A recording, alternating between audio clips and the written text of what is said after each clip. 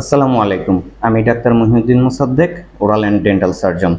বেশ কিছুদিন আগে আমি একটি ভিডিও প্রকাশ করেছিলাম জনসচেতনতার উদ্দেশ্যে। সেটা হচ্ছে দাঁত ও মুখের চিকিৎসায় কারা চিকিৎসক এবং কারা চিকিৎসক না, কিভাবে আপনি দাঁত ও মুখের চিকিৎসায় সঠিক চিকিৎসক নির্বাচন করবেন। সেই ভিডিওতে আমি এই বিষয়গুলো সম্পর্কে বিস্তারিত তথ্য দেওয়ার চেষ্টা করেছি এবং সেই বিষয়টি সবারই ক্লিয়ার হয়ে যাবে যদি কেউ সেই ভিডিওটি সম্পূর্ণ দেখে। তো আমি আমার এই ভিডিওর ডেসক্রিপশন অথবা ক্যাপশনে সেই ভিডিওর লিঙ্কটি দিয়ে দিব। তো আজকে যে বিষয়টি নিয়ে কথা বলবো, এই বিষয়টি সেই বিষয়টির সাথে কিছুটা সম্পৃক্ত। সেটা হচ্ছে খুব রিসেন্টলি বাংলাদেশের সর্বোচ্চ আদালতের আপিল বিভাগ ডেন্টাল টেকনোলজিস্টদের প্র্যাকটিস করতে পারবে না এই বিষয়ে একটি রায় প্রদান করেন এবং সেই রায়ে বলা হয় যে ডেন্টাল টেকনোলজিস্টরা কোনো প্রকার প্রাইভেট প্র্যাকটিস করতে পারবে না। তো এই রায়টি প্রকাশ হওয়ার পর তারা বিভিন্ন ধরনের প্রশ্ন বা কথা বলে মানুষকে বিভ্রান্ত করার চেষ্টা করছে, বিভ্রান্তিমূলক প্রশ্ন ছড়াচ্ছে। তো সেই প্রশ্নগুলো নিয়ে আজকে কিছুটা তথ্য দেওয়ার চেষ্টা করব। আশা করি ভিডিওটি দেখলে এই বিষয়টি সবার পরিষ্কার হয়ে যাবে।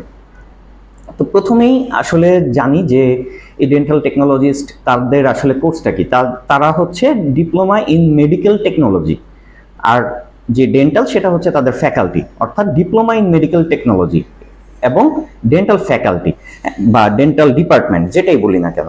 এখন এই ডিপ্লোমা ইন মেডিকেল টেকনোলজিতে তারা আসলে কোথায় পড়াশোনা করে? তারা হচ্ছে আইএইচটি বা ইনস্টিটিউট অফ হেলথ টেকনোলজি। তো প্রথমতই একটা health technological institute of health technology, এইখানে পড়াশোনা করে তারা টেকনোলজিস্ট হবে। এখানে পড়াশোনা করে, এটা তারা মেডিকেল কলেজ বা ডেন্টাল কলেজে পড়াশোনা করেনি।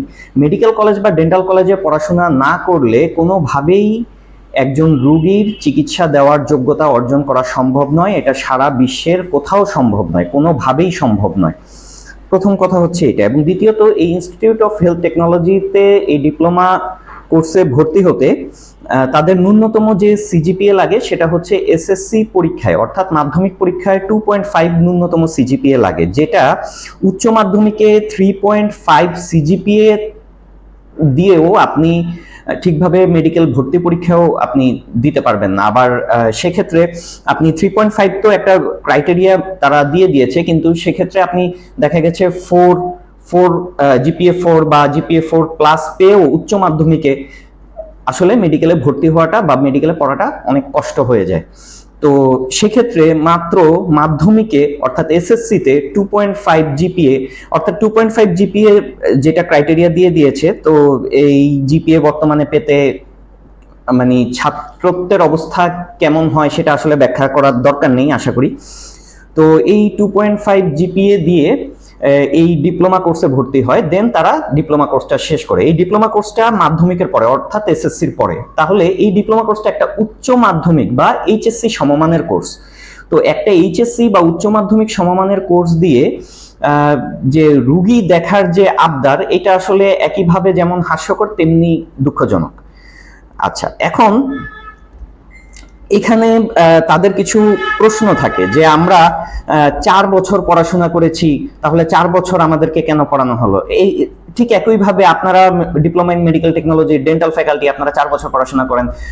এটার আরো ফ্যাকাল্টি আছে, diploma in medical technology laboratory আছে, রেডিওলজি আছে।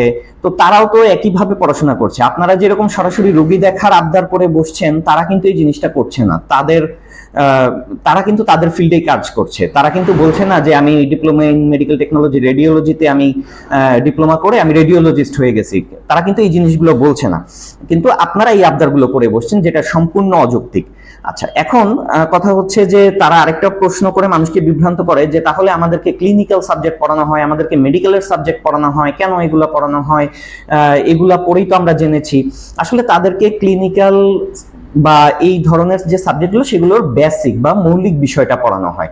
তো এইটা আপনি একটা ফিল্ডে কাজ করবেন, সেই ফিল্ডের যদি বেসিক বা মৌলিক বিষয়টা আপনার জানা না থাকে, তাহলে এটা আসলে আপনি কোনো কাজ করতে পারবেন না। এই জন্য এই বিষয়গুলো তাদেরকে পড়ানো হয়। এবং দ্বিতীয়ত হচ্ছে এটা আসলে খুবই অযৌক্তিক একটা কথা। কেন? কারণ হচ্ছে এই যে অ্যানাটমি, ফিজিওলজি, এগুলো যারা ফার্মাসি পড়ে অর্থাৎ বি ফার্ম, তাদেরকেও এগুলো পড়ানো হয়, ফার্মাকোলজি পড়ানো হয়। যারা বায়োমেডিক্যাল ইঞ্জিনিয়ারিং পড়ে তাদেরও অ্যানাটমি পড়তে হয়, ফিজিওলজি পড়তে হয়, অর্থাৎ বেসিক গুলো পড়তে হয়। তো তাই বলে কি তারা সবাই ডাক্তার হয়ে গেছে? তা তো না। তাহলে আপনারা কেন? আর এই জিনিসগুলো, তাদেরকে যে জিনিসগুলো পড়ানো হয় সেগুলো খুবই বেসিক অংশে পড়ানো হয়। এটা তাদেরকে সাবজেক্টের ডিপ কোনো কিছুই পড়ানো হয় না। এই যে তাদেরকে যে পড়ায় সেগুলো এই বিডিএস ডক্টররাই পড়ায়। সো এগুলো ডক্টরদের চেয়ে বেশি ভালো আর কেউ জানবে না যে তাদের আসলে কতটুকু পড়ানো হয়, তাদেরকে কি পড়ানো হয়। তো আর দ্বিতীয়ত হচ্ছে, এই যারা আমরা বিডিএস ডক্টর আছি, ডেন্টাল স্পেশালিস্ট আছি, তো আমাদেরও মেডিসিন পড়তে হয়, সার্জারি পড়তে হয়। তাই বলে কি আমরা মেডিসিন স্পেশালিস্ট হয়ে গেছি?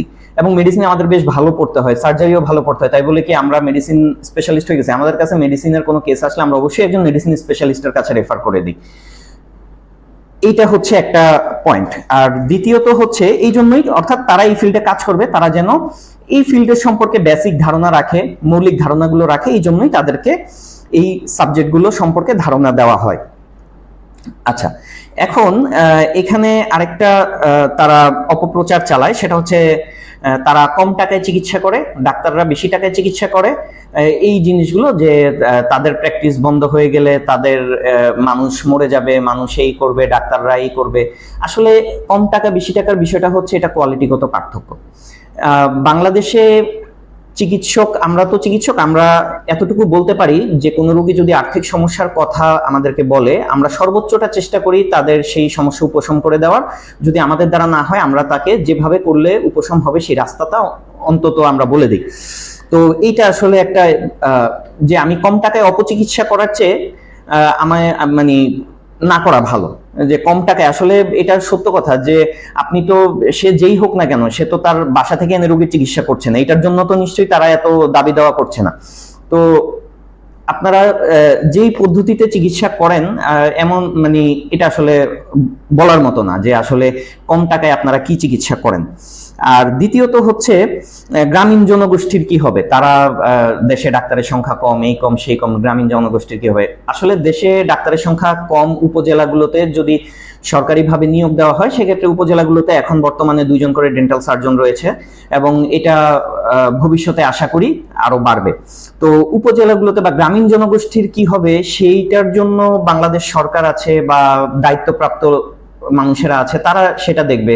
সেটা যা করলে গ্রামীণ জনগোষ্ঠী প্রপার ভাবে সেবা পাবে সেই ব্যবস্থা তারা নিবে। কিন্তু তাই বলে যারা ডাক্তার নয় তাদের হাতে গ্রামীণ জনগোষ্ঠী সেবা পাওয়ার জন্য স্বাস্থ্য ব্যবস্থা তুলে দেওয়াটা কোনোভাবেই একটা বুদ্ধিমানের সিদ্ধান্ত হতে পারে না। আর তারা আর একটা কথা বলছে যে সীমিত পরিসরে তাদেরকে প্র্যাকটিস করার সুযোগ দেওয়া হোক। আসলে চিকিৎসা সেবা কিভাবে সীমিত পরিসরে করে, এটা আসলে আমার বোধগম্য না। কারণ সীমিত পরিসরে বলতে আসলে কিভাবে হয়, একটা চিকিৎসা সেবা কিভাবে সীমিত পরিসর হয়? চিকিৎসা সেবা একটা বিস্তর জিনিস, এইটার আসলে কোনো সীমিত পরিসর নেই। সীমিত পরিসরে আসলে চিকিৎসা সেবা দেওয়া যায় না, কারণ চিকিৎসা সেবা একটা জিনিসের সাথে আরেকটা জিনিস কোরিলেট করে চিকিৎসা সেবা দিতে হয়। সীমিত পরিসরে কখনোই চিকিৎসা সেবা দেওয়া যায় না। তো এছাড়াও অনেক কিছু আছে, সবকিছু আসলে একসাথে বলা সম্ভব না। তবে এই বিষয়গুলো আসলে আপনারা যে মানে তারা যে বিভ্রান্তিমূলক প্রশ্নগুলো করে, আশা করছি ছোটভাবে আমি কিছুটা হলেও বুঝাতে পেরেছি।